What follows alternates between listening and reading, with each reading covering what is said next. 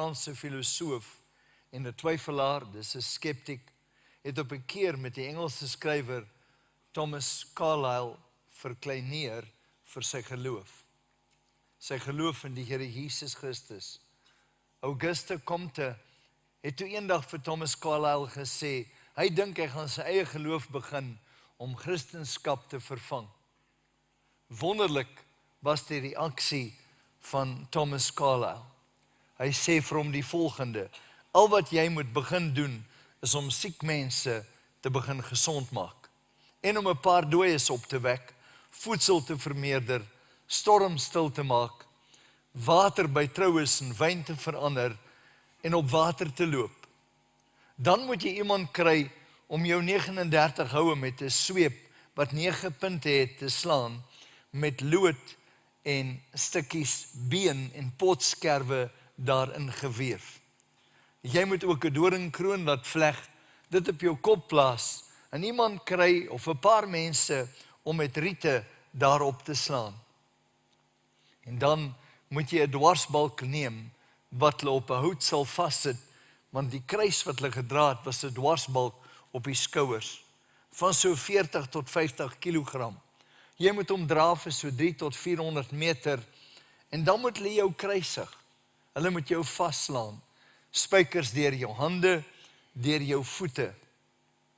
En dan sê die woord in Matteus 27, en ons gaan net op die skrifgedeelte sê, en kyk, die voorhangsel van die tempel het in 2 geskeur. En Carlyle sê vir hom, terwyl jy jou kruisig, dan moet daar erns iets skeur.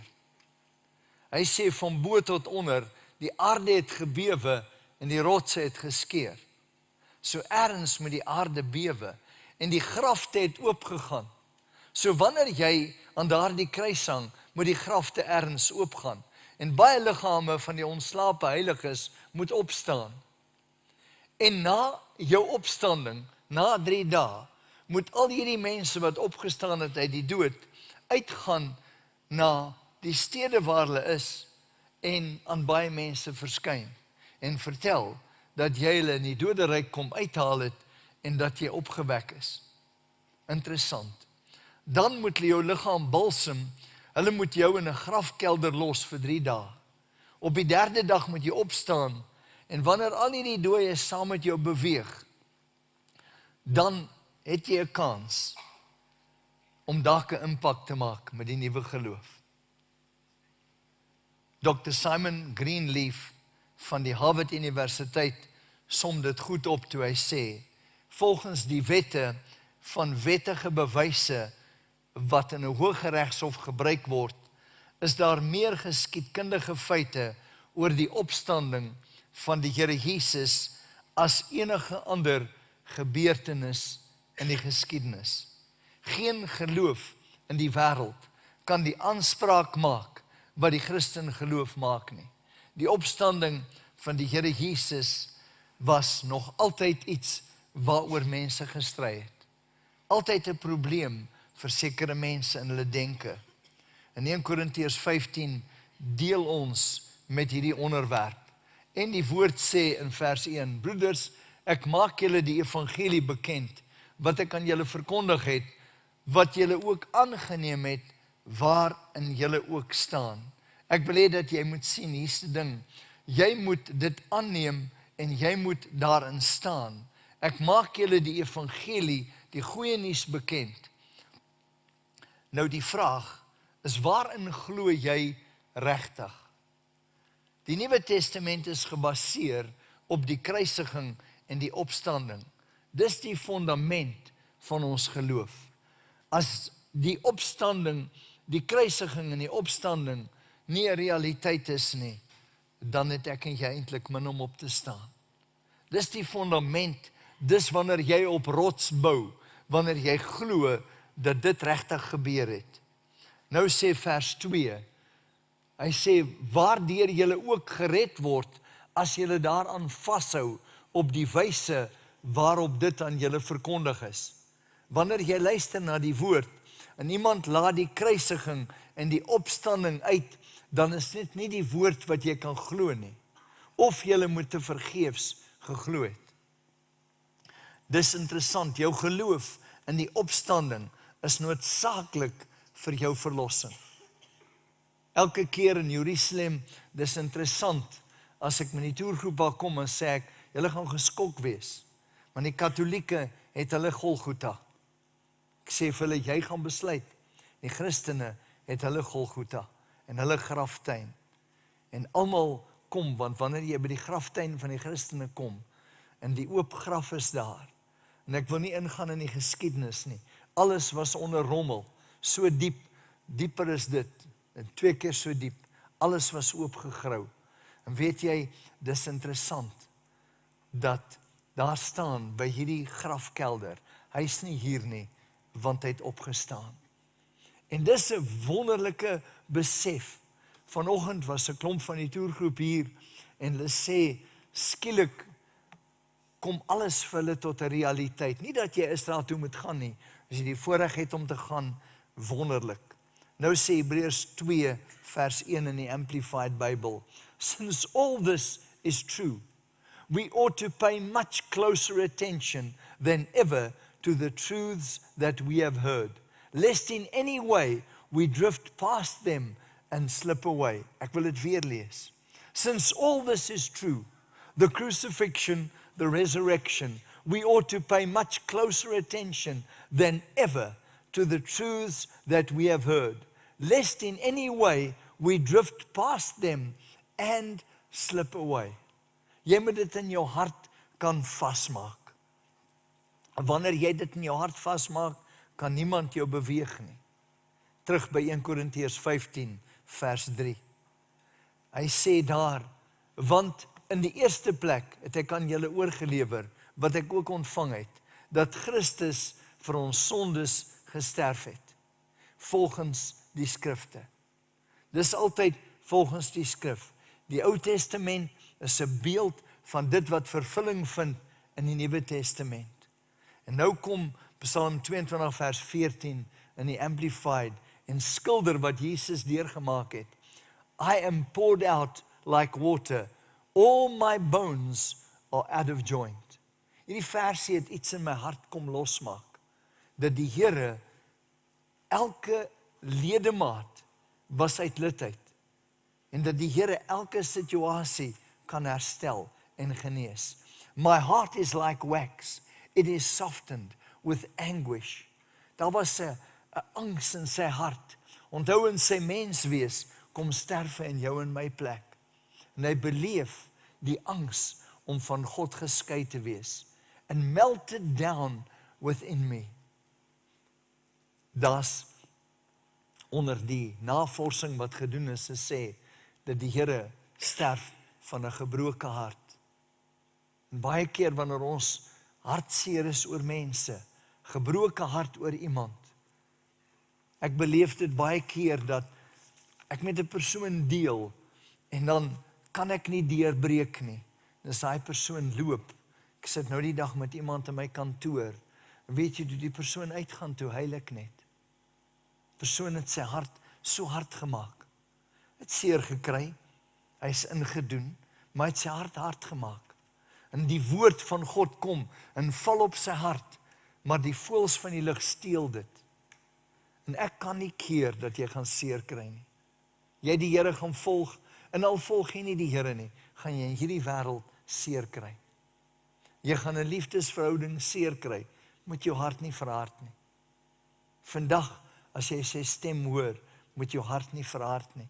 Die Here kom en hy het 'n gebroke hart in jou plek en my plek. Nou sê Jesaja 52 vers 14, beskryf iets in die Amplified van wat die Here Jesus op hom geneem het. For many, the servant of God became an object of horror. Hoekom? Why an object of horror? Elke siekte toestand, elke vloek het op hom gemanifesteer. Terwyl hy daar hang, he became an object of horror. Many were astonished at him. His face and his whole appearance were marred more than any man's. Elke siekte toestand. In Romeinse gebruik 39 houe, gewoonlik was 2/3 agter en 1/3 voor. Ons lees nie dat Jesus voorgeslaan is nie.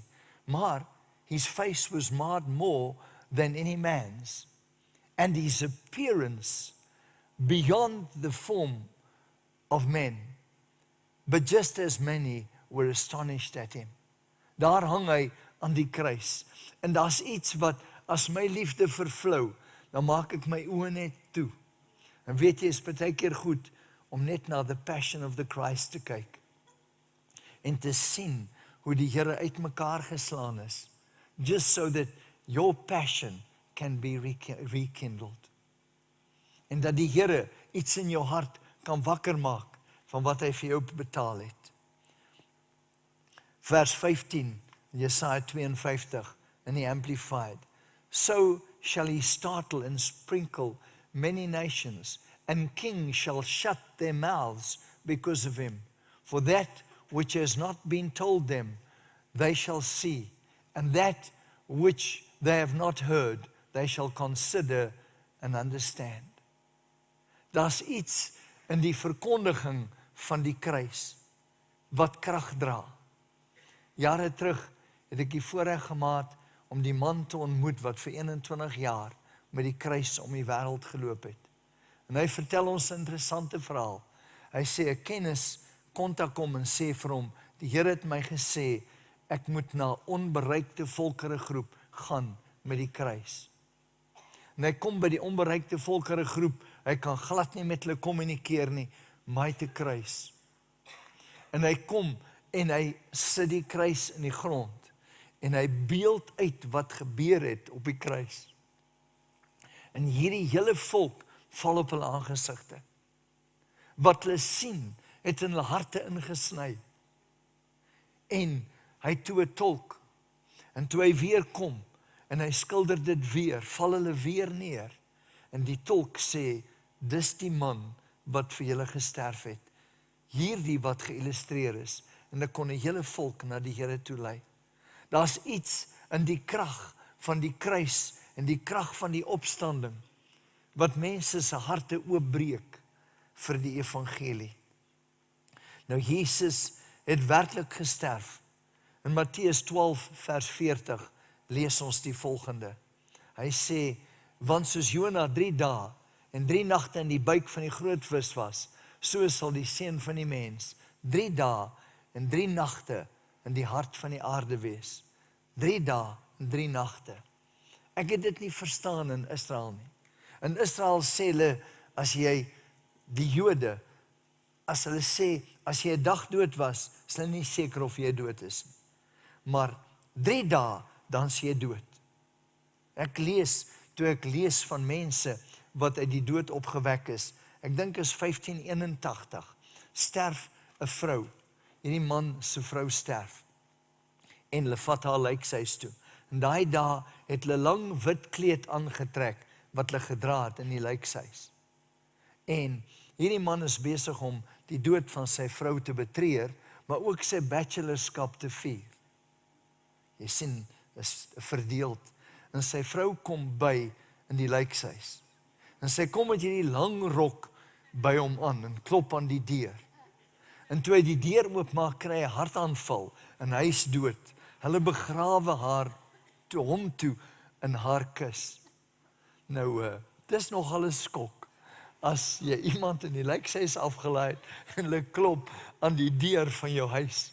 Maar Jona, die teken van Jona, 3 dae en 3 nagte. En dis waarom Jesus Lazarus op die 4de dag opwek, want hy het al geryk. Nou in al 4 die evangelies lees ons dat Jesus gesterf het. Hy sê in Lukas 23:46, en Jesus het met 'n groot stem uitgeroep en gesê, Vader, in u hande gee ek my gees oor. En toe hy dit gesê het, blaas hy sy laaste asem uit. Om aan 'n kruis te sterf was ontsettend wreed. Ek dink nie ons kan dit ooit besef nie. Dis interessant, by Nazareth Village het hulle 'n kruis, ons het altyd die kruis erns op 'n berg voorgestel. Die Romeine het dit nie so gedoen nie. Die kruis was gewoonlik erns waar baie mense beweeg het, want hulle wou wys wat gebeur as hulle jou straf. En 'n kruis was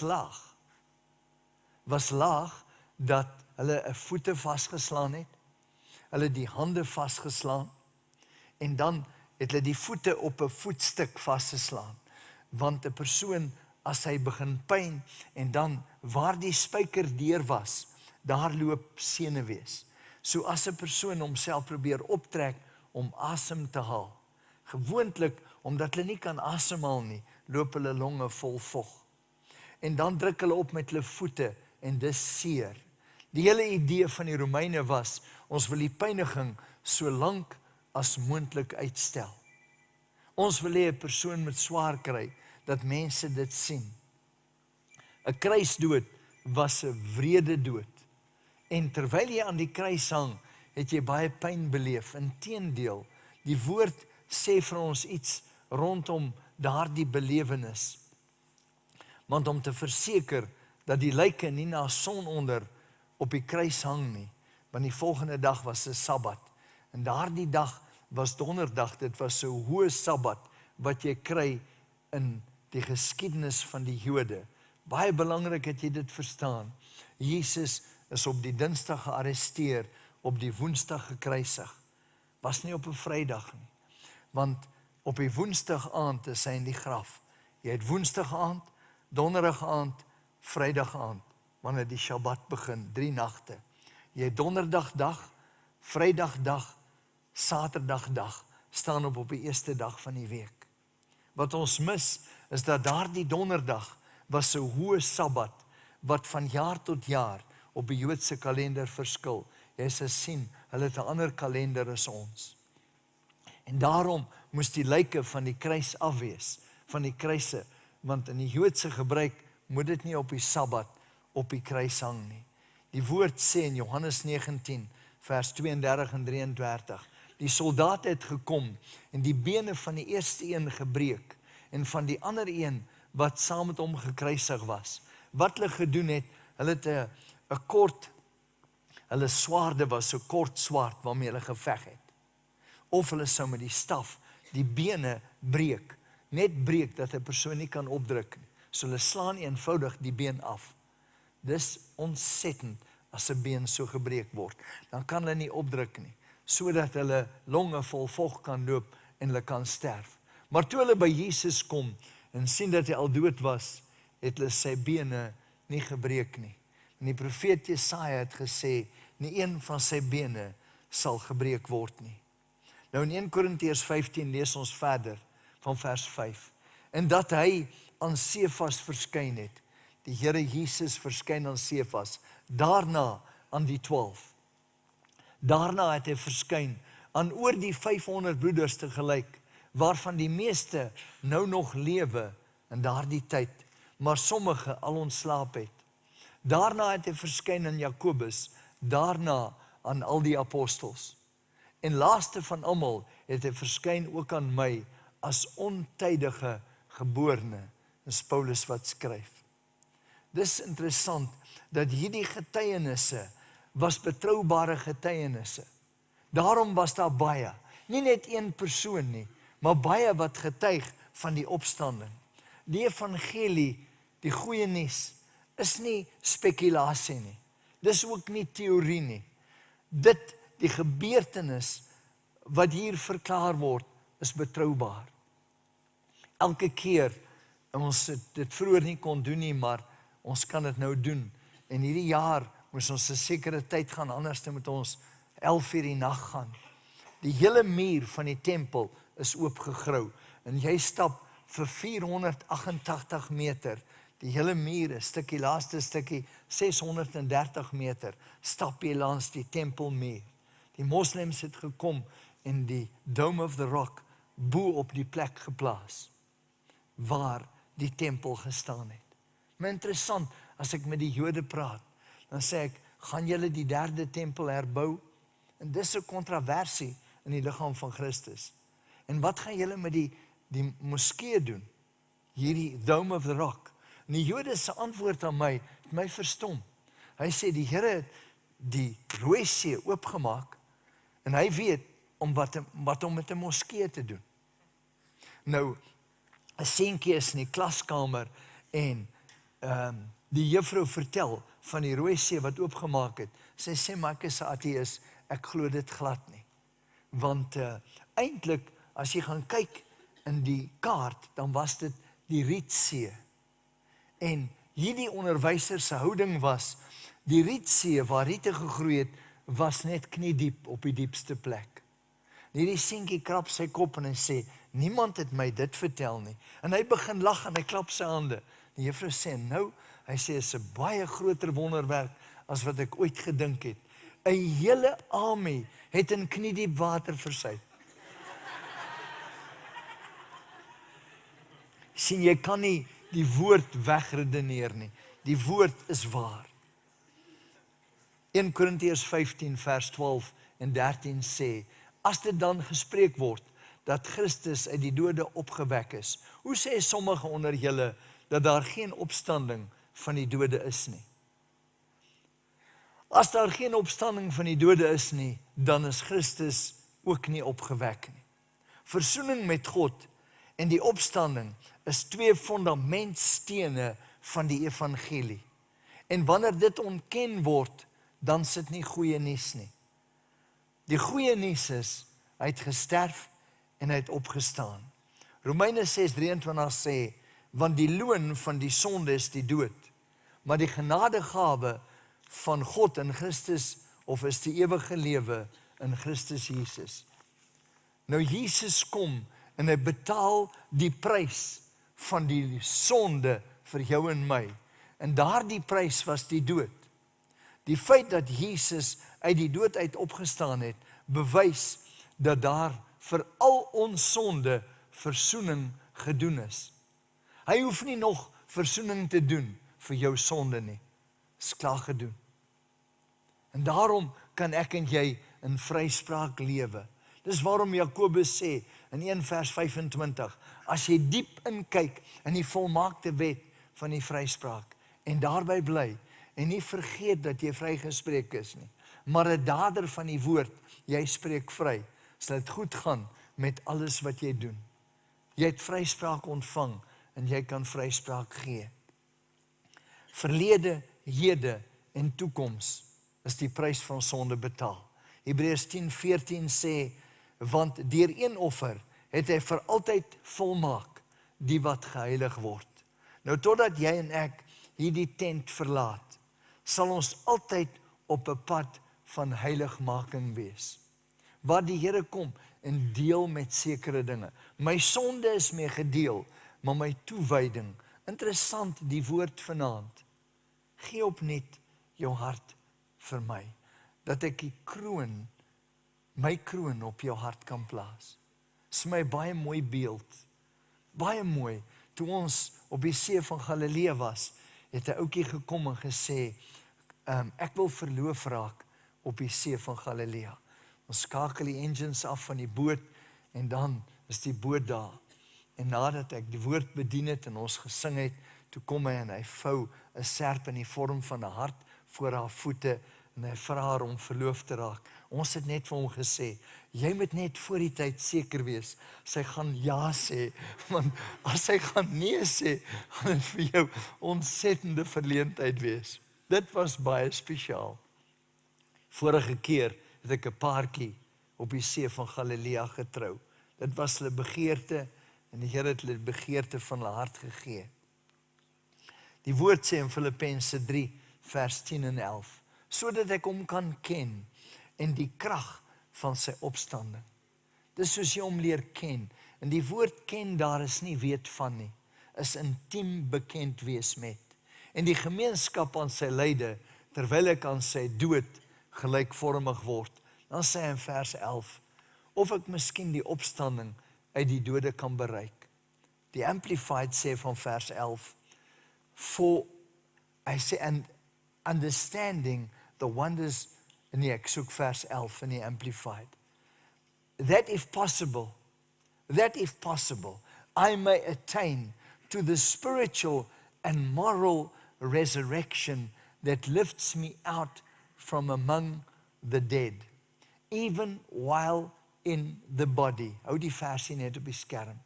Vanoggend, by ons Engelse gemeente, ek het iets lanklaas beleef, so sterk, dat die Here my profetiese woord gee, that if possible, I may attain to the spiritual and moral resurrection. Die Here gee my 'n woord dat daar's mense wat moreel geval het. En as gevolg van die morele val, sit hulle met AIDS. En die Here, daar's 'n tyd dat die kerk genesing van AIDS kan sien. Ek spreek dit as 'n profetiese woord, sien. 'n Dokter bel my, sy sê, ek het 'n pasiënt ingespuit, vroue dokter, ek is 28, en die persoon ruk weg, en ek steek die naald deur en in my hand in, en nou sit ek met AIDS. Bid vir haar oor die telefoon. Sy het my 6 weke later gebel, 3 onafhanklike toetse, skoon.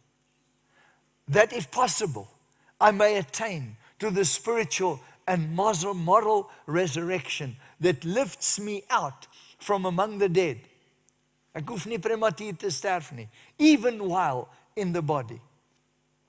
Ek wil kom en vir jou sê, die Here sê vir die vrou in egbreek, ek vergewe jou, maar gaan en sondig nie meer nie. Jy sien, wanneer die Here my aanraak, is nie 'n lisensie dat ek kan aangaan met 'n lae morele lewe nie.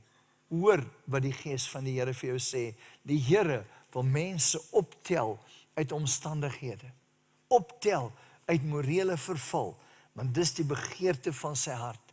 Paulus sê, al het ek op geestelike vlak, selfs op fisiese en morele vlak geval, ek het geduik. Dan wil ek vertrou dat sy opstandingskrag my kan optel. Maar waar my vlees wil ingee, en waar my vlees ingegee het, daar het ek opstandingskrag nodig. Hy sê in Romeine 7 vanaf vers 18, want ek weet, dat in my, dit wil sê in my vlees, niks goeds woon nie. Want om te wil is by my aanwesig, maar om goed te doen, dit vind ek nie. Want die goeie wat ek wil, doen ek nie, maar die kwaad wat ek nie wil doen nie, dit doen ek. Maar as ek doen wat ek nie wil nie, dan doen ek dit nie meer nie, maar die sonde wat in my woon. Voordat ons aanbeweeg, die sonde wat in my woon, die prys is vir jou sonde betaal. Jy bely, die vyand se houvas oor my is gebreek. Dit woon nie meer in my nie. Die versoeking is daar. Ek vind dus hierdie wet. As ek die goeie wil doen, is die kwaad by my aanwesig. Daar's altyd 'n stemmetjie. Want ek verlustig my in die wet van God na die innerlike mens. Maar ek sien 'n ander wet in my lede, wat stryd voer teen die wet van my gemoed, en my gevange neem onder die wet van die sonde, wat in my lede is. Ek elendige mens, wie sal my verlos van die liggaam van hierdie dood? 'n Uitroep van Paulus, dankie om in Romeine 8 vers 1 en 2. Daar is dan nou geen veroordeling vir die wat in Christus Jesus is nie. Die hypostatiese eenheid, toe Christus na my uitgereik het, is daar geen veroordeling daarin nie. Die ander gedeelte, vir die wat nie na die vlees wandel nie, maar na die gees, is bygevoeg. Letterlik sê die Grieks, daar's geen veroordeling. Hoekom vers 2? Want die wet van die gees, van die lewe, in Christus Jesus, het my vrygemaak van die wet, van die sonde en die dood. Ek wil die diens afsluit, en ek wil so 9 minute YouTube klip vir jou wys. Hierdie man is 'n moslim, maar hierdie man het geloof gehad. Hikam el-Guruj is 'n verhaal van die 2004 Olympiese Spele. Hy kom van Marokko, teleurstelling op teleurstelling beleef. Maar hy het geloof gehad, en die Here eer altyd geloof. Hy het geloof in sy familie, geloof in sy land. Jy en ek het die Here se opstandingskrag tot ons beskikking. Hierdie verhaal sal jou bemoedig. Laat dit draai. is Hicham El Garouj from Morocco. He was an embodiment of everything that's needed in a great 1500-meter runner, possibly the greatest 1500-meter runner. The biggest compliment I can ever pay anybody is that I think if I'd raced against him, he would have been a right bloody handful. Hicham El Garouj was born in the tough industrial city of Berkane on the Moroccan coast, and it was here he began dreaming of becoming an Olympic champion. I started racing very early. I started in 1987. I was very young. My father and mother didn't want to let me. I said to them, my dream is to become an athlete. My dream is to represent my country. My dream is to mount the podium at the Olympics. At 16, El Garouj began training at the Moroccan National Athletics Center in Rabat. In 1992, we won the World Junior Championship. At that time, I noticed his courage in competition, because talent alone isn't enough. You need to have the right character as a runner. I knew this boy would go far. El Garouj rose to prominence in the 1990s with a series of outstanding performances, and he was considered the favorite to win the 1500-meter title at the Atlanta Olympics in 1996. When I went to Atlanta, I dreamt of only one thing, that was to come first. But I had no strategy in mind, no idea how I was going to run the race. And then the drama happened. El Garouj is right there, and there he goes. And El Garouj is gone. He's down. The bell is ringing. I couldn't believe it. I got up and carried on, but it was too late. That was really hard, quite traumatic. But I have to say it taught me a lesson in every sense.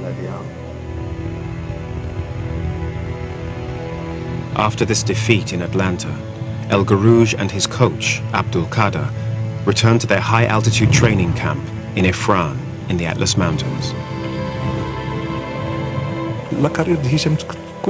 Hicham trained there nearly all his career, about 14 years in all. The first 2 months of training would start in Rabat, then he'd go up to Ifran to get used to the altitude. Around March, we go up to high altitude. It's a huge effort, you're in physical agony sometimes. But when you go back down to sea level, you run really fluidly. Conditioned by his high-altitude training, El Garouj set a new 1500-meter world record of 3 minutes and 26 seconds, a record which still stands today. And going into the 2000 Sydney Olympics, he had been unbeaten in the 1500 for 3 years. El Garouj was the odds-on favorite to win. And he's in the pole position. It's getting faster and faster, and El Garouj is in the driving seat. He's in the driving seat. But hot on his heels were Noah Nyen and Bernard Lagat, the finest Kenyan runners since Kipchoge Keino. Just make sure that all the steps that he was taking, like each lap, each step that he was taking, I was just a meter away. So for me, I just follow him. 50 meters to go, I started to strike. Still there. This is going to be a right fight to the line.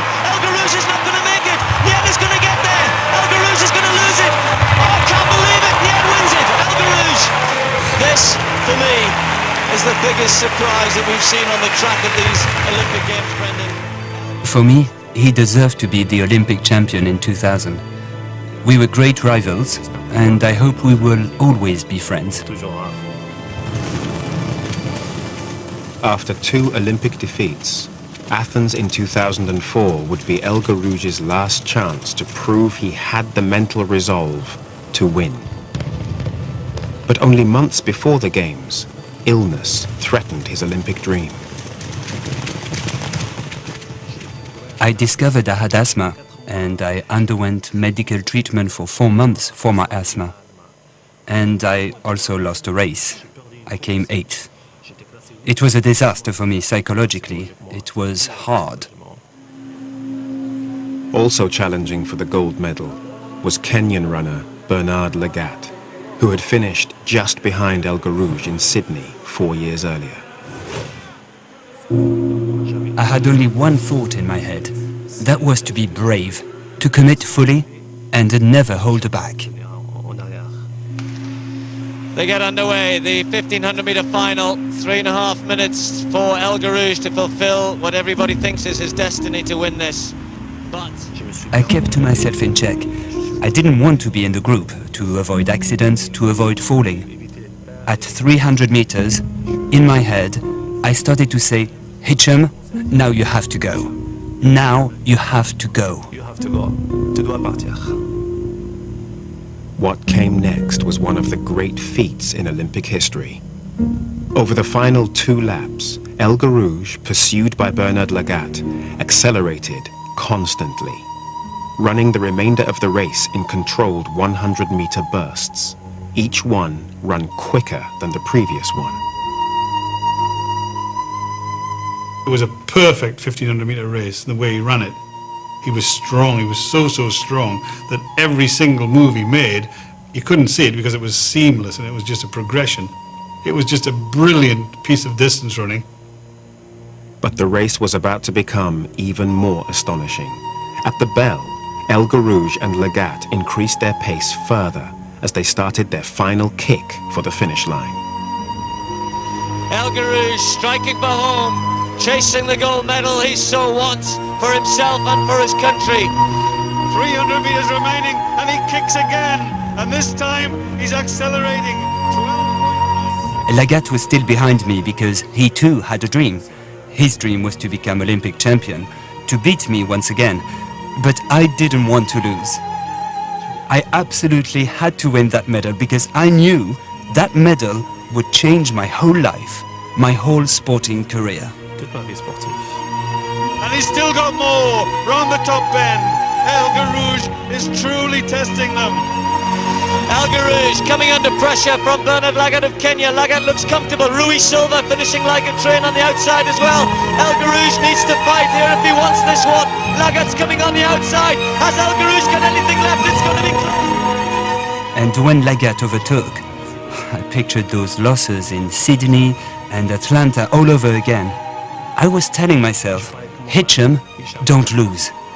Hitchem, don't lose. Has El Garouge got anything left? It's going to be close. El Garouge is fighting back. El Garouge is going to get there. Come on, El Garouge. He's got it. He's got it. The gold medal.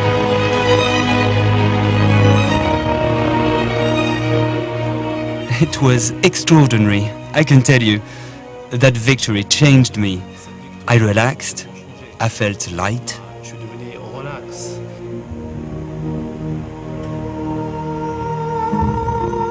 This would be El Garouge's last 1500-meter race.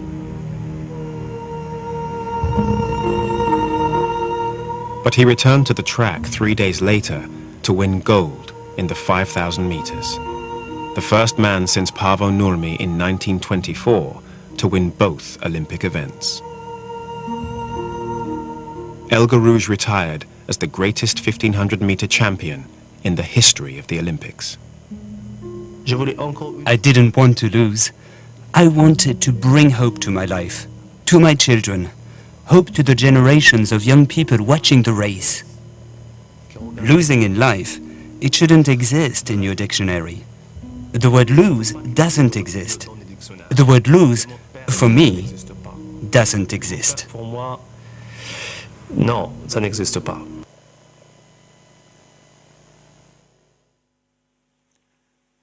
Elkeen van ons het gawes en talente ontvang. Die Here gaan dit nie vir jou ontwikkel nie. Jy ontwikkel dit. Jy gaan teleurstelling sê, jy moet opstaan. Vir my iets besonders nou in Israel, staan 'n klein ouetjie saam met ons. Hy's 30 jaar oud, uit 'n graad, hy's 'n onderwyser. Maar hy's so klein. Hy's so klein, hy's maar lyk soos 'n seentjie. En as gevolg van sy klein postuur is hy altyd gedomineer by die skool, terwyl hy op skool was. En terwyl ek hom doop in die Jordaanrivier, sê ek sien jou potensiaal. Ek sê vir hom 'n radikale ding. Ek sien die Here het jou 'n IQ gegee van 132. Maar omdat hulle jou geïntimideer het, het jy nie gestudeer en jou talente ontwikkel nie. Maar vandag begrawe ons dit in die Jordaan. Jy gaan hier vandaan gaan en jy gaan begin studeer en 'n doktorsgraad voltooi.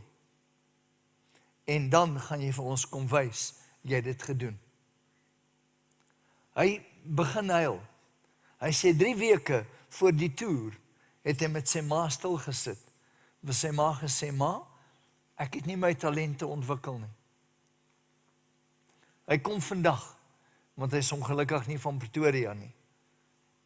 Op toer is hy so klein, ons toergids Palestyn is nie baie sensitief nie. Hy noem hom nog Saggeus. Jy weet, Saggeus was 'n kleine man was hy. Maar hy vat die woord, want Saggeus word genoem in die Bybel. En hy sê, Here, ek word genoem voor u troon. Hy kom vanoggend, hy sê vir my, ons het maandag teruggekom, hy sê dinsdag was hy vir toetse om in 'n sekere graadrigting te studeer. Hulle sê toe vir hom, want die wetenskap het baie ontwikkel, ons kan jou nie toelaat as jou IQ onder 132 is nie. Toets hom en hulle sê vir hom, jou IQ is 132.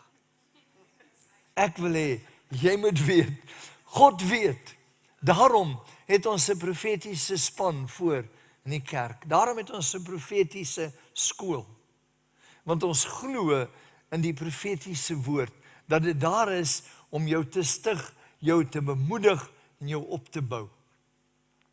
Ek wil jou kom bemoedig, vir jou sê, op skool was ek so maar, almal het my gespot, ek het met myself gespot, ek was so maar, ek moes nie stort dans om nat te word,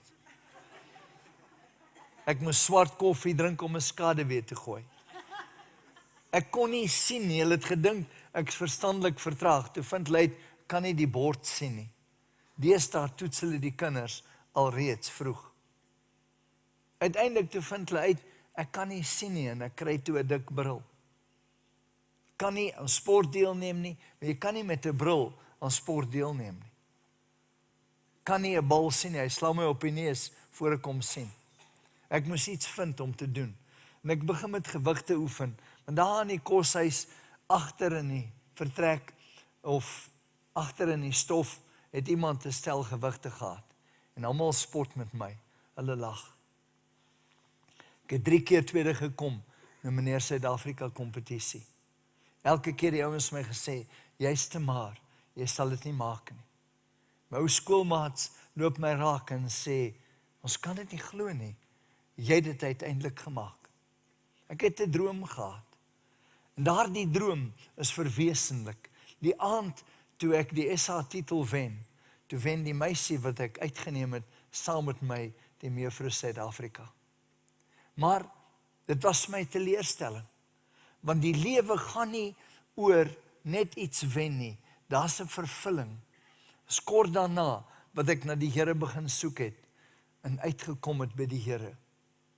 En skielik begin ek iets leer, my determinasie om te werk met wat ek het, om 'n droom te hê. En ek wil vir jou sê, elkeen van ons het 'n droom, en moenie jou droom begrawe nie. Hierdie man sê, ek het 'n droom, sy ouers het nie met hom saamgestem nie, maar hy het 'n droom gehad van kleins af, om 'n Olimpiese kampioen te word. God gee nie vir jou 'n droom verniet nie. Vanoggend bring hulle kind na my toe, hierdie ouer paar, of hulle was saam met my in Israel, hulle bring hulle kind, en toe hulle het 'n tweeling, toe die tweeling voor my is, toe sê ek, die Here het 'n roep op hierdie kind se lewe, onmiddellik sê die ma, die trane loop, ons het dit geweet toe hulle gebore is. Sê maar die vyand kom, hierdie kind het skoliose. Bid vir die kind, en die Here raak die kind aan, altyd spysvertering probleme, hoofpyne. Die Here raak die kind aan. En die ouers sê vir my, ons moet verder met jou praat. Hierdie dogtertjie van 5 kom, en nou al oor 'n periode van 'n maand, elke keer kom sy en sê, mamma, wanneer kan ek gedoop word?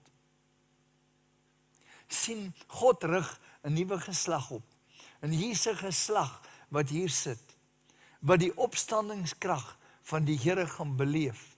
En met daardie opstandingskrag, they who know their God, my determined purpose is to know him, will do great exploits for him. Ek wil jou uitdaag, die Here te leer ken. Maar ek wil jou uitdaag om te woeker met jou talente. Vanoggend, toe hierdie ouetjie kom en ek vra dat die aanbiddingspan kom, toe hy my vertel van sy IK-toets, toe sê ek, jy gaan vir ons 'n kaartjie eendag stuur. Sy naam is Jakobus. Daar gaan staan Dr. Saggeus Jakobus. Hy lag. Ek sê onthou, dinamiet kom in klein pakkies. Ek wil afsluit. Ek het so 20 jaar terug die voorreg gehad om David Paul Jonkie Chow te ontmoet. Toe ek by hom staan, kon ek nie glo. Hy vat my by die skouer. Hy's klein, ontsettend klein. En hy vertel, hy het 'n droom gehad om deur die Here gebruik te word. En hy het gedink ek moet 'n held hê. Dis Billy Graham se held. Dan preek hy soos Billy Graham, maar niks gebeur nie. Toe dink hy, Oral Roberts is my tweede held. Preek soos Oral Roberts, bid vir mense, niks gebeur nie. En terwyl hy op die Here wag en hy sê, Here, ek misluk. Die Here sê vir hom 'n interessante ding. Hy sê die eerste Billy Graham, die eerste Oral Roberts, het my genoeg moeilikheid gegee. Ek het nie 'n tweede een nodig nie. Ek het 'n eerste David Paul Jonkie Chow nodig. En terwyl hy dit vertel, sê I stood up straight and said, God, if you can use me, I report for service. Vandag, een van die grootste kerke in die wêreld, oor 1 miljoen mense, net so klein mannetjie. Onthou, God het vir jou gawes potensiaal gegee. Hierdie man hardloop, hy struikel en hy val.